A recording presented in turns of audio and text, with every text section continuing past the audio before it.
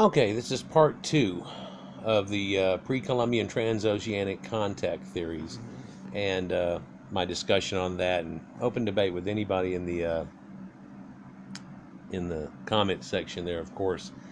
Um, that last one cut off just a hair before I was able to finish, and I wanted to say, listen, I'm a man on the fence on any topic given whatsoever. When they tell me this is the earliest boat, I go earliest boat found yet. Could be one before. You never know. This is the oldest golf ball.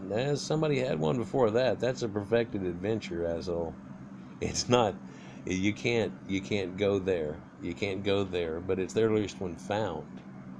And so, just a simple gesture here. I come across as somewhat of an atheist, if you will, and I believe in a higher power. But if Jesus was to come down right now and I'd be like, man, I was so wrong. Praise Jesus, and let's go meet him. It wouldn't be a thing for me. I wouldn't feel embarrassed in any way, shape, or form. I would, whenever I met him, I'd be like, man, I know so much about the religion and things off of it, and there was so much conjecture about it. It's amazing. And right now, I doubt whether you're you or you're actually the Satan they say is going to come back. So let's see something remarkable out of you, and I'll step away so you don't touch me with lightning. Anyhow. Claims involving ancient Roman contact, evidence of contacts with civilizations of classical antiquity, primarily with the Roman Empire, but sometimes also with other cultures of the age, have been based on isolated archaeological finds in the American sites that originated in our old world. The Bay of Jars in Brazil has been yielding ancient clay storage jars that resemble Roman amphora, and they definitely have Roman amphora. This is them, and they can't say, oh, they resemble. That's Roman amphora, and they have these things for over 150 years. It's been proposed. They found these things long ago, way back when, trying to look through shipwrecks and stuff, and they found this Roman wreck, and they're trying to say it's Roman, and they won't give it a Phoenician wreck, and the wood's pretty much gone, so you can't tell what it was. But lo and behold, they can't say it's a Phoenician, but then Romans are capable of it later, and that's okay. And Phoenicians are pretty much gone by now. Well, where are they gone to? Are they absorbed in? What happened to them? I guess that's a whole nother video. Anyhow, it's been proposed that the origin of these jars is a Roman wreck, although it's been suggested they could be 15th or 16th century Spanish olive oil jars that just somehow date to the old date, like they had them around. So it came out of carbon dating and stuff. It's bullshit. So then another paper came out where a guy said, that's amazing. They had them around for hundreds of years before they used them and lost them in the Americas. Isn't that great? It's like, you idiot. Okay. So everybody's just all like, okay. Romanist argues that Roman ship, or the drifting of such a shipwreck, that it was just a drift. Like maybe all the people jumped off in the Mediterranean and it made it out of the straits, and it made it all the way across and then crashed into Brazil. You see, that's what happened. But there couldn't have been no people on it, but the boat could make it. So you see the idiocy here. Do you need some coffee? Anybody? We're all good? Okay, y'all are with me, right? Okay, let's continue.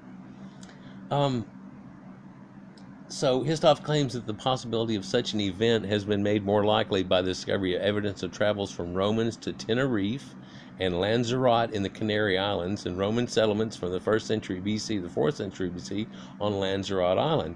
And it's a Spanish island way out off of it, and so are the Canaries and stuff in Tenerife. And we know about the ancient Guanche that used to be there, and these blonde people that seem to have a large Cro-Magnon content to them and so on. But in 1915, the Italian botanist Domenico Casella suggested that a depiction of pineapple was represented among wall paintings of Mediterranean fruits at Pompeii. Oh snap.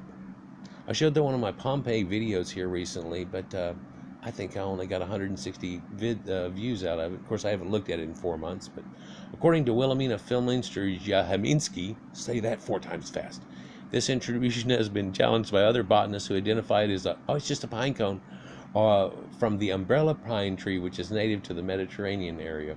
And um, let's see here. And so this thing has pine nodules all over it, and then the prongs sticking out of it there. I don't know if you can see that real good. And they're saying that it's a pine cone. And they're making it all out of squares. So you can see if they tried to make it out of squares. Now, this has been a fight from a few people, and I've seen a thing about this. And of course, I'm on the fence. Just like I said before, I'm on the fence. I set this on the side and I go, well, but it's just one of those things. There's two fish and it's Pisces and so on and all these things, and I'll be damned if there ain't a chicken. And people aren't even talking about it. But, oh, and there's a domesticated dove that go all the way back to the time of Inanna. Pigeons that are around the world today, and I guess we don't talk about that, but let's go back here.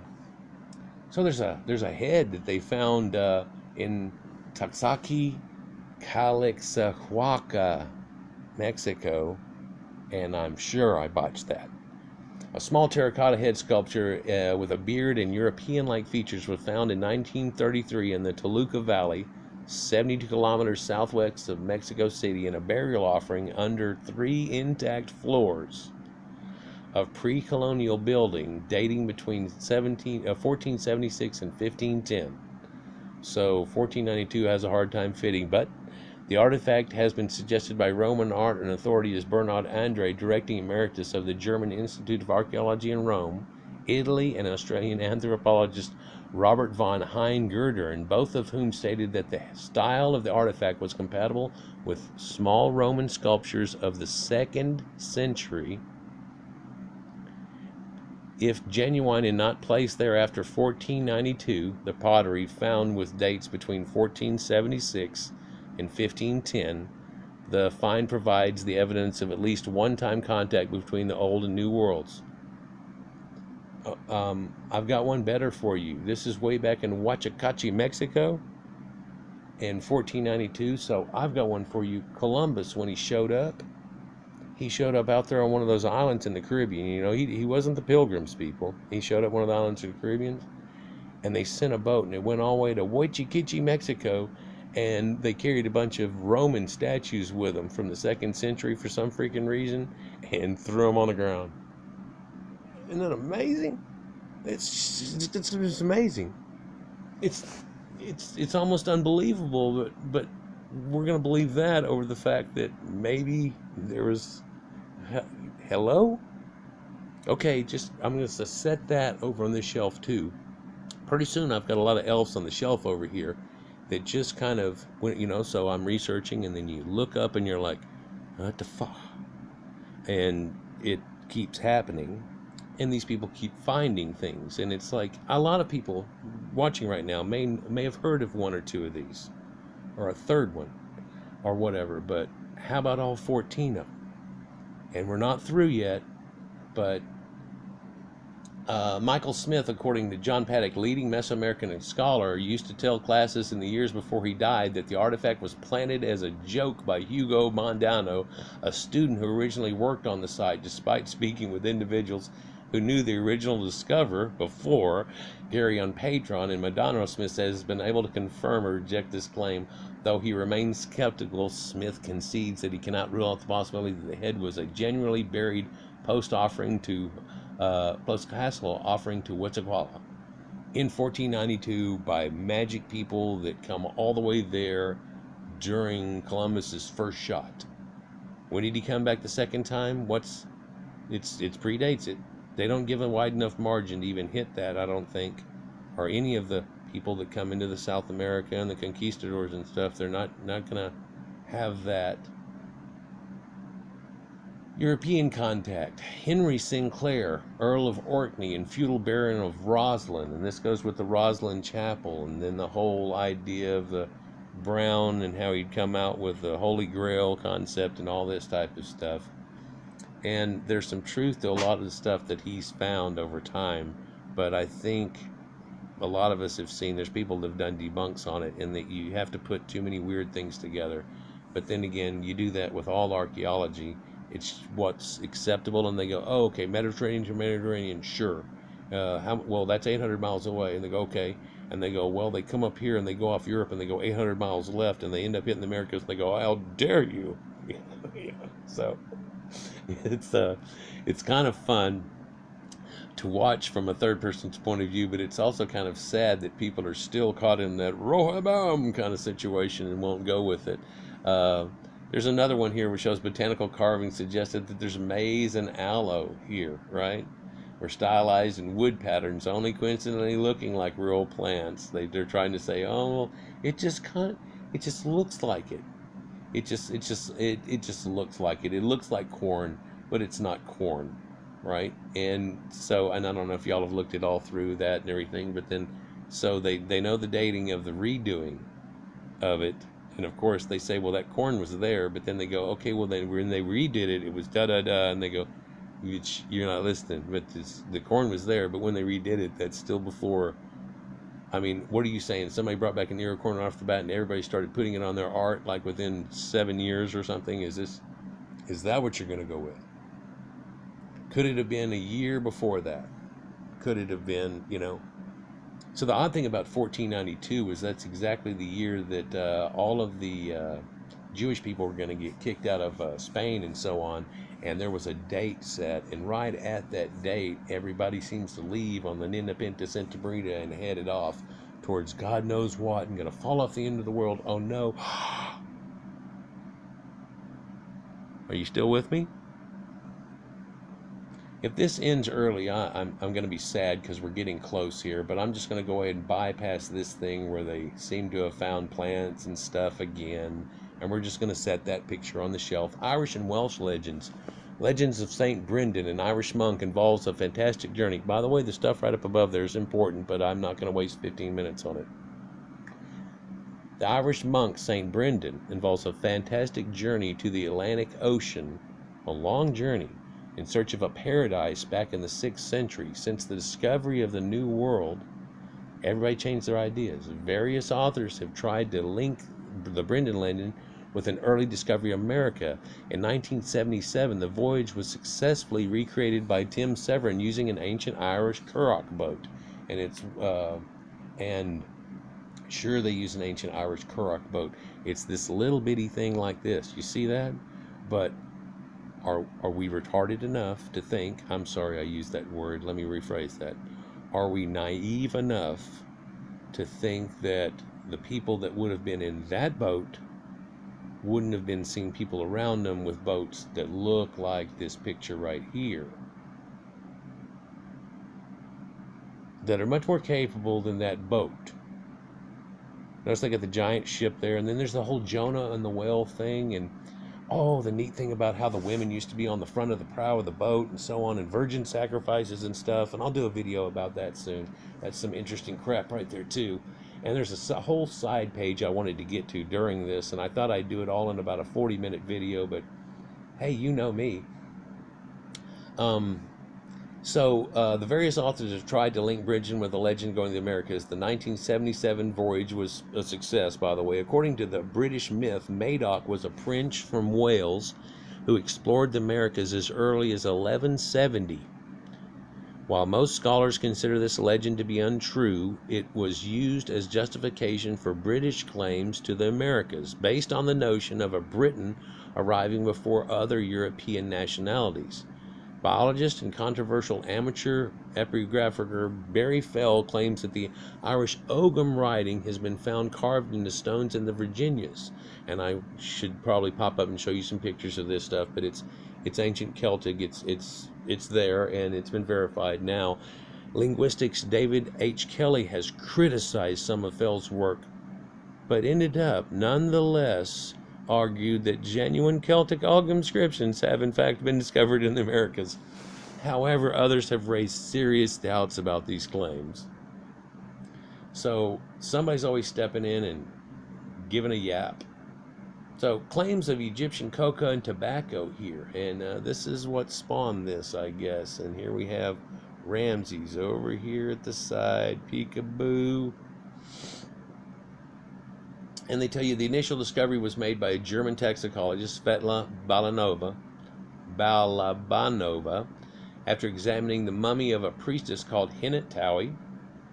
And Hinatawi is an ancient priestess from the 21st dynasty whose remains were found to have had this. And then tests and hair shafts performed rule out contamination, and again, when re-performed, gave the same results. A television show that reported that examination of numerous Sudanese mummies undertaken by Balanova mirrored what was found in the mummy of Hinatawi. Balanova suggested that the tobacco may be accounted for, since it may have also been known in China and Europe, as indicated by analysis run by human remains from those prospective regions also. So now there's correlating data, and people are trying to slap this down. I guess I didn't mention that in the last video, but they've also found mummies in China, and they have the same thing. Oh my God, and European ones too, that predate 1492, and some right during that time. And people try to say, oh, well, it was Sir Walter Raleigh and the blah, blah, blah thing. And you're like, really? It's amazing. Why did they want to smoke? Why were people in tries to smoke? What were they smoking before? Cow poop? Pot? What were they smoking? Other explanations include fraud, though they say that the curator of Alpha Grimm Museum in Munich disputes it. Skeptical of Balanova's finding, Rosalie David, keeper of a job at Manchester Museum, had similar tests performed on samples taken from the Manchester mummy collection that they have, and reported that 2 of these tissue samples and 1 hair sample did test positive for nicotine. They also had other ones that did cocaine. Sources of the nicotine other than tobacco and sources of cocaine in the New World are discussed by the British biologist Duncan Edlin. And I've seen that work. And then they see the amount that are present in these people, and you're pretty much saying, well, this guy ate 50 pounds of chocolate every day right before he died of this plant to get these levels in there, and and they squeezed the juice and they soaked his body in it. Or he did a few lines of coke every couple of weeks and to the last 10 years of his death, but that's not possible. A re-examination of the mummy of Ramses II revealed the presence of fragments of tobacco leaves inside his abdomen again. Oops. This became a popular topic in fringe literature of the media and was seen as proof of contact between ancient Egypt and the New World. The investigator Maurice Bacal noted that when the mummy was unwrapped in 1886, the abdomen was left open, and that it was no longer possible to attach any importance to the presence of the abdominal cavity of whatever material was found in there, since the material could have come from surrounding environments.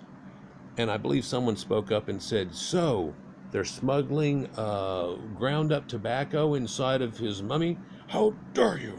And here we go from there. What are we to believe? Some kind of foolish thing. And then why were they, if we can get tobacco that easy over here in Europe by that time, then why the hell would we import it inside of a mummy or anything? And why would there be, it's stuck on his innards around in flakes all over the place. It wasn't like, well, somebody knocked their pipe out once. No, it's not what they're looking at all. But somebody who doesn't know this situation would be like, well, they said, and so it's discounted. And you're like, yeah, but did they realize that farther than you can reach up in there through all the little insinuations that are there's some tobacco fragments? And what you're basically saying is that somebody ground up tobacco, put it in his body, shook him around like a sieve, and then shook it all back out of his body, and then laid him back out, and then went shh. I mean, what are you trying to suggest whenever you suggest that? I mean, we're willing. What's funny is we're willing to suggest anything, but that just a few hundred years before that somebody had come, and then of course, well, now we're looking at thousands of years, and then poppycock, type of thing comes across. Well, I think we're finding voyages and capabilities a lot more believable. You just saw that little shit boat there that looks like somebody went out fishing in a little pond, and that thing made it. Speaking of those people, Norse legends and sagas. In 1009, legends report that Norse explorer Thorfinn Karlsenfi abducted 2 children from Markland, an area of the North American mainland where North explorers visited but did not settle. These 2 children were then taken to Greenland, where they were baptized and taught to speak Norse. In 1420, Danish geographer Claudius Swart wrote that he personally had seen pygmies from the Greenland area who were caught by Norsemen in a small skin boat.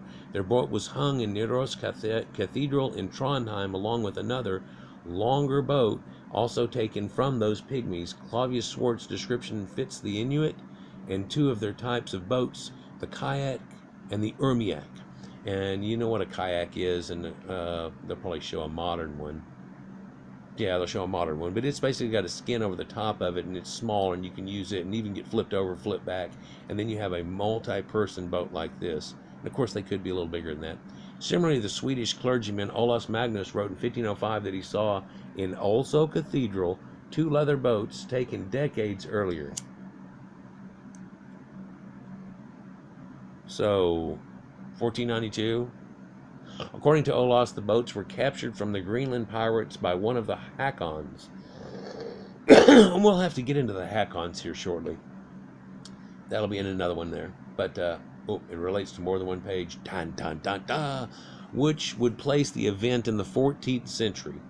In Ferdinand Columbus's biography of his father, Christopher, he says that in 1477 his father saw in Galway, Ireland, 2 dead bodies which had washed ashore in their boat.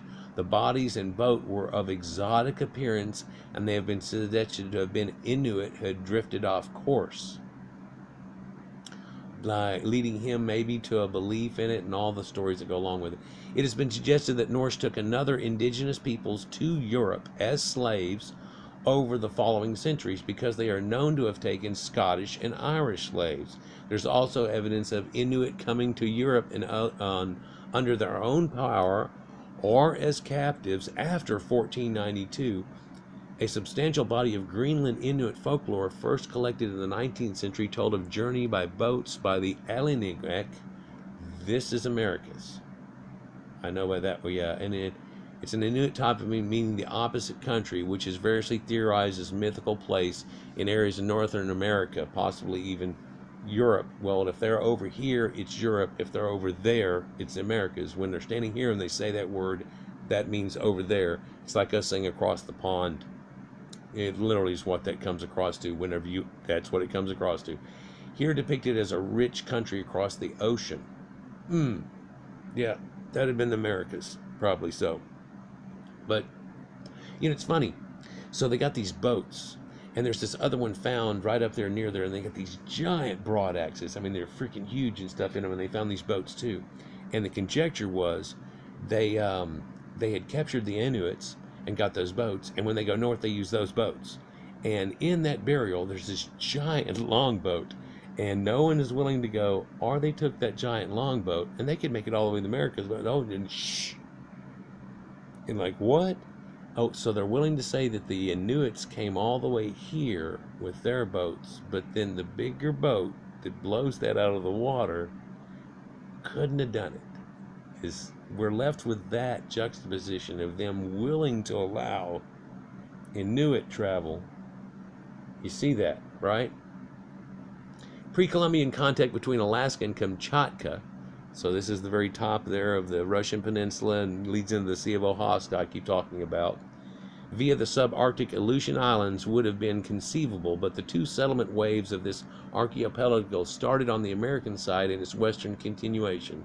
The Commander Islands remained uninhabited until the Russian explorers entered the Aleut people in 1741. There's no genetic or linguistic evidence for earlier contact along this route. There's small residences of places people have done things and piles of shells, and that's about all they get out of it, and never a settlement. So it seems like that what they do is they get to this one point, and then you're going to island hop all the way across. You're going to wait for a certain time when the sun gets to a certain point, and you know that it's more safe, and the seas are good for you, and you go all the way across. And what age could people have a smart intelligence to be able to do this? Well, I don't know. A lot earlier than that. There's religious claims here. British preachers and stuff tell you about North American Indians and how that he felt like they were some of the lost 10 tribes, and that they, along with this, they had words that they had taken, other people's words, that show you that how did you have that linguistics? And people have looked into this too, and of course these people are pretty much gone now, and so now we're working out conjecture, and then somebody just goes aha and throws up the papers and runs out the door, and you're like, okay, whatever. There's Mormon teachings, and man, that would take a whole video. It really would, people. But look at this Izapa tablet here, and they talk about how this must mean something. So I want to show you. This is like a tree of life, right? And they say it's the tree of life. And you look, there's like apples or oranges on this thing, that type of thing. And there's this bird that's overseeing it right here. You also see 2 fish that's up here, and that's like Pisces. You see this God situation here, and he has the 2 raven or buzzards on his back, right? And they are looking at the 2 fish. So this designates what they're trying to do a timeline on, what most people would get out of that.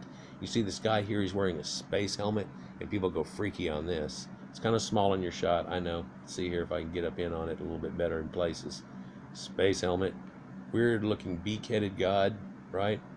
And these people doing these chants, and it's running around in a circle around here, by the way. We've already dignified Pisces and the ancient bird here that we go off of it. And there's a zodiacal thing that's going on here too, by the way. And you can see this other god's like controlling some machine, or not machine. He also has some wings, it looks like, on his back, and he's gonna be transplanting this tree, which looks to be on this primordial boat. And this primordial boat has pyramids right next to it.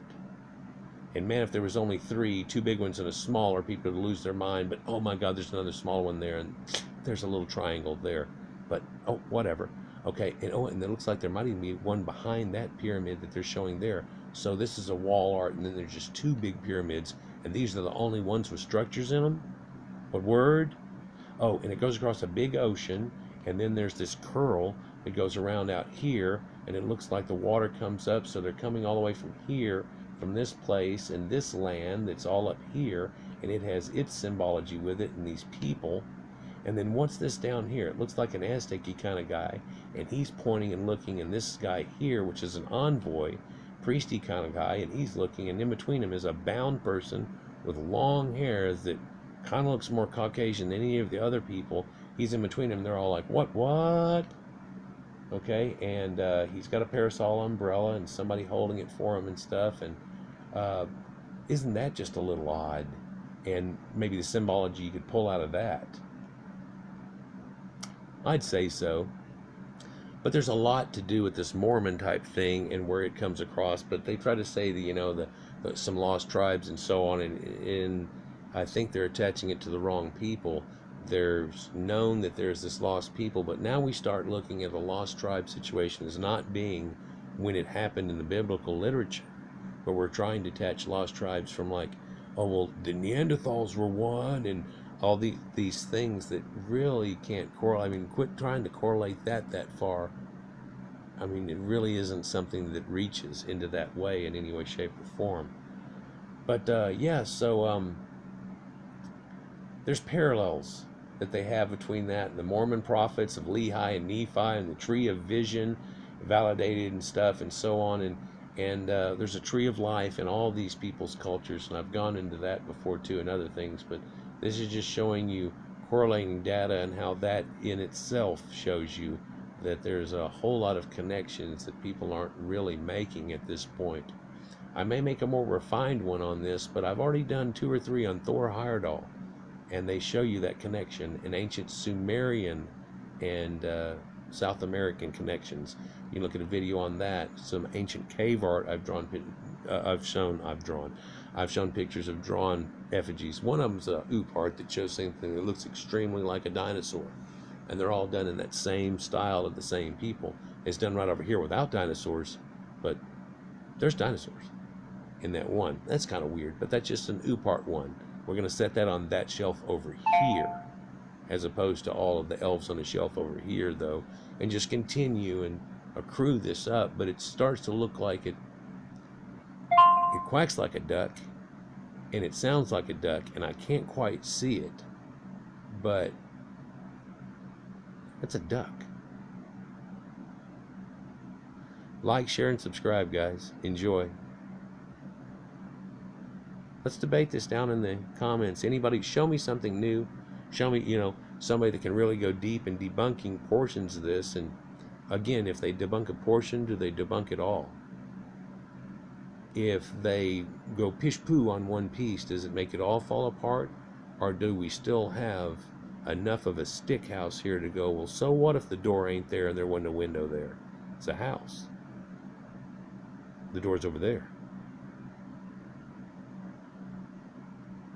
Was there a window? Peace.